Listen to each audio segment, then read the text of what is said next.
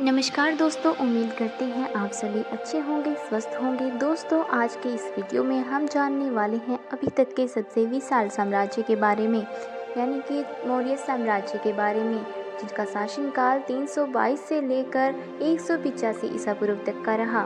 चंद्रगुप्त मौर्य ने 322 ईसा पूर्व में नंद वंशित धनानंद को समाप्त करके मौर्य साम्राज्य की स्थापना की थी। सर्वप्रथम मगध साम्राज्य पर अधिकार कर पाटलिपुत्र को राजधानी बनाया। इसके अगले ही वर्ष 321 ईसा पूर्व में सिकंदर के उत्तराधिकारी सेल्यूकस को पराजित करके पश्चिम में अपने साम्राज्य का विस्तार किया। मौर्य साम्राज्य का विस्तार पूर्व में बंगाल से लेकर पश्चिम में ईरान की सीमा तक तथा उत्तर में कश्मीर से लेकर दक्षिण में उत्तरी कर्नाटक तक हो गया था। उसने अपने शासनकाल में ही अपने पुत्र को उत्तराधिकारी बनाया। अंत में जैन धर्म से प्रभावित होकर चंद्रगुप्त मौर्य ने जैन धर्म को अपना लिया तथा स्वयं कर्नाटक के स्वर्णबेलगोला में जाकर जैन विद्या से अपने प्राण त्याग दिए। अंततः 298 ईसा पूर्व में चंद्रगुप्त मौर्य की मृत्यु हो गई। इसके बाद उनके पुत्र बिंदुसार ने मौर्य साम्राज्य पर शासन किया। उनका शासनकाल 298 ईसा पूर्व से 273 ईसा पूर्व तक रहा। चंद्रगुप्त मौर्य की तरह ही बिंदुसार ने भी साम्राज्य का विस्तार किया। उसने भी कौटिल्य के कहने पर 6 राजधानियों के राजाओं और अमात्याओं का विनाश किया। एक लंबे युद्ध के बाद पूर्व से पश्चिमी समुद्र के बीच संपूर्ण भूमि पर अधिकार कर लिया। तक्षशिला में 2 बार तथा उज्जैन में 1 बार विद्रोह हुआ, जिसे उसके पुत्र राजकुमार अशोक ने बड़ी ही वीरता और साहस से शांत कर दिया। बिंदुसार के शासनकाल में ही सेल्यूकस के उत्तराधिकारी एंटियोकस ने अपना एक राजदूत मैग्स्थनीज के स्थान पर भेजा था। इसी तरह से मिस्र के राजा टालमी द्वितीय ने भी डायनोसियस नाम का एक राजदूत इनके दरबार में भेजा था। इन राजदूतों से की जाने वाली संधियों से पता चलता है कि बिंदुसार के समय में भारत का पश्चिमी एशिया से व्यापारिक संबंध बहुत अच्छा रहा था। बिंदुसार की 16 रानियां थीं, जिनसे उन्हें 101 संतानें थीं। अंततः 273 ईसा पूर्व में बिंदुसार की मृत्यु हो गई। बिंदुसार की मृत्यु के पश्चात उसका सुयोग्य पुत्र अशोक मौर्य साम्राज्य की गद्दी पर बैठा। अशोक अपने पिता के शासनकाल में ही उज्जैन का राज्यपाल था। बिंदुसार की बीमारी का समाचार सुनकर वह पाटलिपुत्र आया था। उसके बाद वह एक बौद्ध आश्रम में रह रहा था, जहां उसने देवी नामक कन्या से विवाह भी किया था। आश्रम में रहते हुए उसे समाचार मिला कि उसके पिता की मृत्यु के बाद उसके सौतेले भाइयों ने उसकी मां की हत्या कर दी है। यह समाचार सुनकर वह बहुत क्रोधित हुआ तथा उसने अपने अन्य 100 भाइयों का वध कर दिया। इस कारण अशोक को उत्तराधिकार के लिए अपने ही भाइयों से संघर्ष करना पड़ा था। यह संघर्ष 4 वर्षों तक चला। 4 वर्षों के पश्चात 269 ईसा पूर्व में अशोक का राज्याभिषेक हुआ।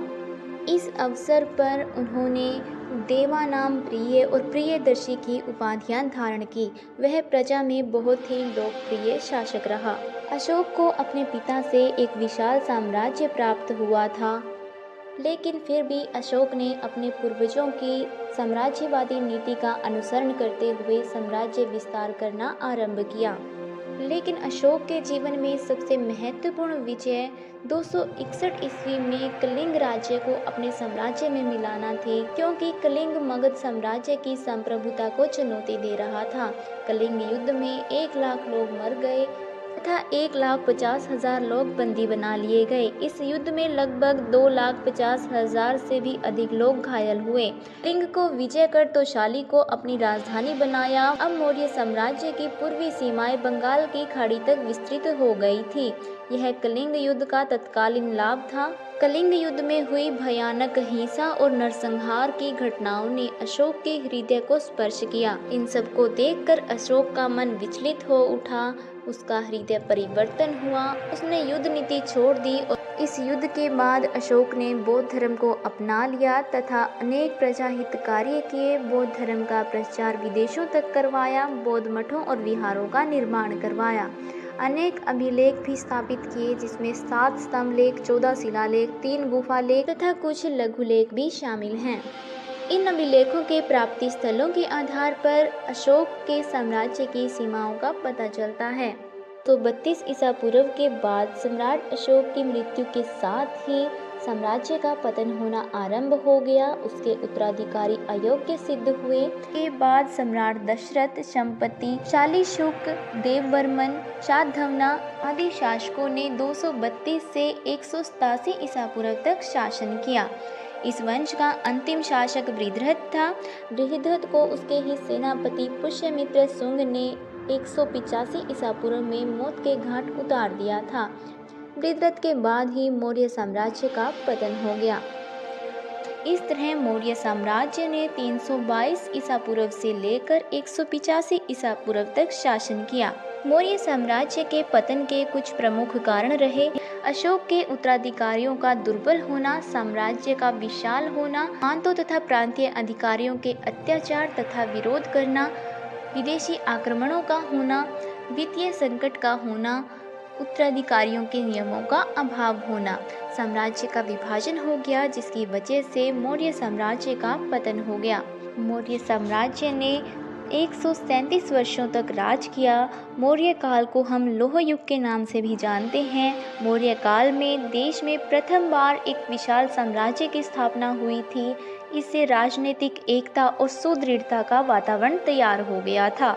इसके वातावरण में भौतिक और सांस्कृतिक उन्नति का मार्ग प्रशस्त हो गया था। यह साम्राज्य क्षेत्रफल की दृष्टि से अभी तक का सबसे विशाल भारत था। मौर्य युगीन संस्कृति के बारे में हम अगली वीडियोस में विस्तार पूर्वक जानेंगे। कमेंट करके ज़रूर बताना आपको यह जानकारी कैसी लगी। ऐसे ही और भी इंफॉर्मेटिव वीडियोस के लिए हमारे चैनल को सब्सक्राइब कर लें। वीडियो अच्छी लगी है तो वीडियो को लाइक करते। मिलते हैं अगली वीडियो में। जय हिंद, जय भारत।